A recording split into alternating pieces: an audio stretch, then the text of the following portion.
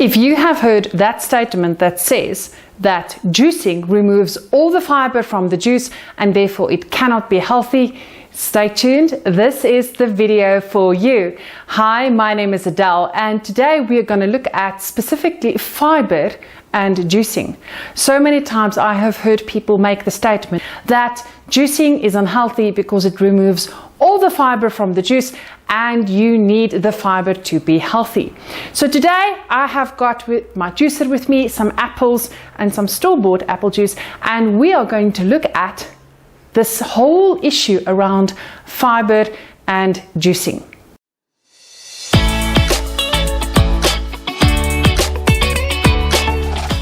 The first thing we need to understand is what is fiber. Now, did you know that fiber is technically a carbohydrate? I didn't know that, so it was quite interesting to read and to find out that fiber is a carb, but it is a carbohydrate that our gut cannot digest. So technically, all fibers move right through your gut. So let's really get into it right now. Does juicing remove all the fiber? Let's have a look. So this is a juice that I bought from a commercial store this morning.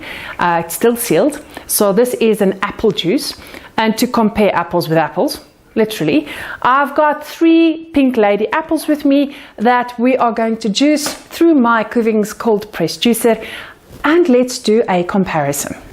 So my apples have been washed. I'm just going to cut them in half and then feed them through the juicer. So I've got a whole slow juicer.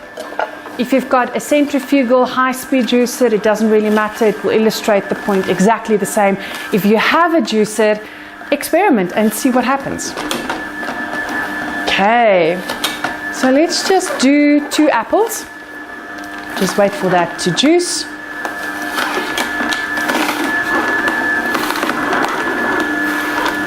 And we'll open it up. There we go. Now that looks delicious. I love cold press juices, and especially making my own. Okay, so 2 glasses. Here is the store-bought apple juice. Okay.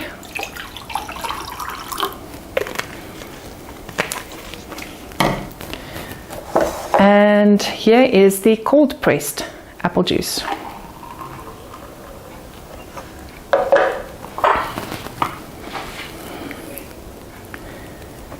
Now this is not the same thing. It is both apple juice, but it's not the same. And the reason you can see is that this cold pressed apple juice that I've just made is not clear. In fact, you actually can't see through it at all. And that is because there is fiber in here. So, and we call that fiber soluble fiber. Now, the juicer have removed the insoluble fiber, which we call the pulp, and that is definitely here. So yes, the juicer removes insoluble fiber, but that is not all that there is to the story of fiber. Now, Dr. Sarah Ballantyne has done a lot of research on fiber, and she has found that there are more than one way to categorize fiber. The most common categorization of fiber is soluble fiber and insoluble fiber. Now, soluble fiber are soluble in water, and insoluble fiber are not soluble in water. Now, that is really important to know, especially in how it acts in your gut as it goes through your system. Now, your insoluble fiber tends to speed things up through the gut and also adds bulk to your stool. So it has really important functions that it does. And your soluble fiber tends to change into like a gel, and it slows down the movement of food through your gut. But that is not the only forms of categorization of fiber. Some fibers are fermentable and others are non-fermentable. Now, what is meant by fermentable fibers is fibers that your gut bacteria love. It is food for your healthy gut bacteria. And in the fermentable process, it also has byproducts that is important for our bodies. For example, your short-chain fatty acids, which is important for your metabolism, your immune system, and even your hormone levels, just to name a few. So fiber really is important. Now, your infermentable fiber is not food for your gut bacteria, and that literally just moves through your system. Now, some fibers, which are both soluble and insoluble, are then both fermentable and non-fermentable. So even though you get a lot of soluble fiber through your juice, because the insoluble fiber has been removed, many of the soluble fiber is fermentable, which means it's actually good for your gut as well. It actually acts like food for your bacteria, which we call your probiotic bacteria in your gut. Now, back to the juice. You can now see that this apple juice have just stood for a couple of minutes and it has started to separate. And this is because of the fiber that is in the juice.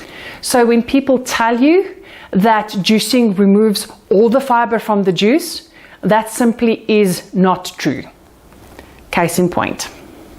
One of the other statements that are so often made when people talk about juicing is that juicing removes the fiber, which we now know it does not, and therefore it is unhealthy.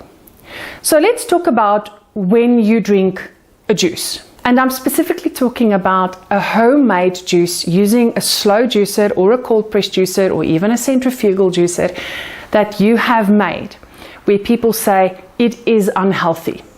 So let's think about this logically for a bit. If you are eating a healthy, balanced diet, which means you are eating fruit and vegetables as part of your diet, then making a juice like this, where you include a little bit of fruit and then some vegetables like celery and kale or whatever it is that you feel like you want to put into a juice, you are still getting in your fiber, right? Because you are eating a healthy, balanced diet, right? And therefore, this juice is an addition to your healthy, balanced diet to increase the number of fruits and vegetables intake per day, which we know we need, which should be about 10 portions of fruit and vegetables a day. So let's talk about when you only drink juices as part of a juice cleansing process. Now, there is a wrong way and a right way of doing a juice fast. And I think the fiber debate often comes up in when you're doing juicing, a juice program, the wrong way. So this is where you only drink fruits and vegetables that you have juiced, and you ignore the macros. The macros being, where's your proteins, where's your fats? Because you are drinking a lot of micronutrients through your juicing, the amounts of plants that you are juicing. But what about the macros? What about the protein? What about the fat? And that is where juicing can become unhealthy. So if you are doing juicing the right way, the healthy way, the balanced way, where you are including your macros, like your protein powders, as well as your healthy fats, like avos, chia seeds, and the like, then the fiber debate doesn't even come up. Because if you are following a balanced juice program, you should be having things like avocado, banana, chia seeds, nuts, mixed seeds, all blended into a juice somewhere during your day, which still provide your body with those essential fibers that we know that only comes from plants. So if you are doing juicing, a juice program for a couple of days, 5 days, 10 days, or like I have done 28 days quite often, then the fiber debate is not even a debate anymore, because you are blending in avocados, bananas, nuts and seeds. You are still getting fiber. And even if you are drinking just a juice a day as part of your healthy, balanced diet to increase your nutrient intake, because we know the more fruits and vegetables you take, it's better, then you should be getting fiber in any case from your healthy, balanced diet. So does juicing remove all the fiber from the juice before you drink it? No, it does not. You still have tons of fiber while the insoluble fiber is still removed. But keep in mind, if you are eating a balanced diet, you should be having more than enough fiber in any case to keep your gut healthy and happy.